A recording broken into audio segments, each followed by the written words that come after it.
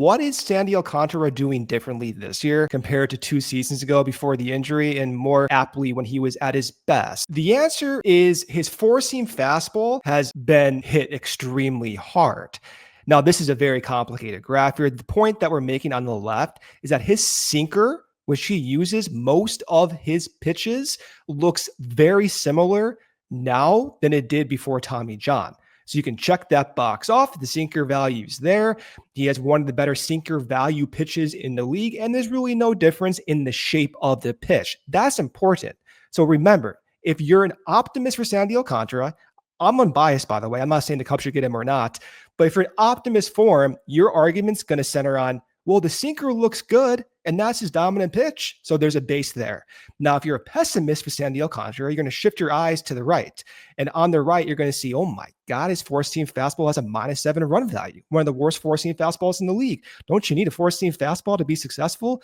And that shape has looked wildly different. Now, wildly might be more of a dramatic term, but has looked significantly different this year than before Tommy John. You can see that in the red pitches. Each one of these pitches is his red fastball. You see two different populations here. So whatever it is, whether it be spin rate or shape or release point, everything is different from the four-seam perspective. Then the question is, well, why is that happening? His release point has shifted. Is this intentional? I have no idea. Is he shifting differently on the rubber? I did look. He's not shifting on the rubber, so this is a mechanical thing. His arm angle is lower.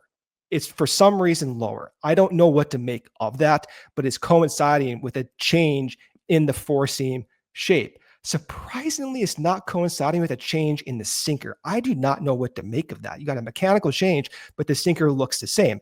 Those are for you optimists out there on Sandy Alcantara. For me, I look at this and I think I need certainty. So I don't know how long something like this needs time to address. Could it be a simple, 2-week multiple bullpen session with Tommy Hotovy to rectify some of these issues? Is the release point even truly the cause for this? I don't even know. But for the Cubs to proceed forward, this seems like a big ask, trying to get a guy who previously had success not back to his current form. I don't feel like that's going to be a priority as the pecking order type moves. I believe it would be a luxury move, but it would not be the primary move for the Cubs to get. But if you're an optimist, you're going to center in on that sinker. Yeah. And I think too, the other thing, it's all about price, right? Like, I think earlier in the year, we were hearing that the Marlins really weren't budging on the price despite his struggles. Like, they were kind of treating him as a former Cy Young winner. Like, that's the price we're going to ask for. He's still under contract. I think he has a team option or a club option in 2027.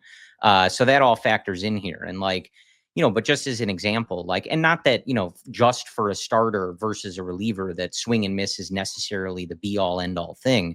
But when you're looking at these Marlins pitchers, like Edward Cabrera throughout his career, 9.5, 9.4, 10.6, 10, 9.4 K per nine throughout his career. Sandy in the last few years, 2025, 6.6, 23, 7.3, 8.1, 8.8.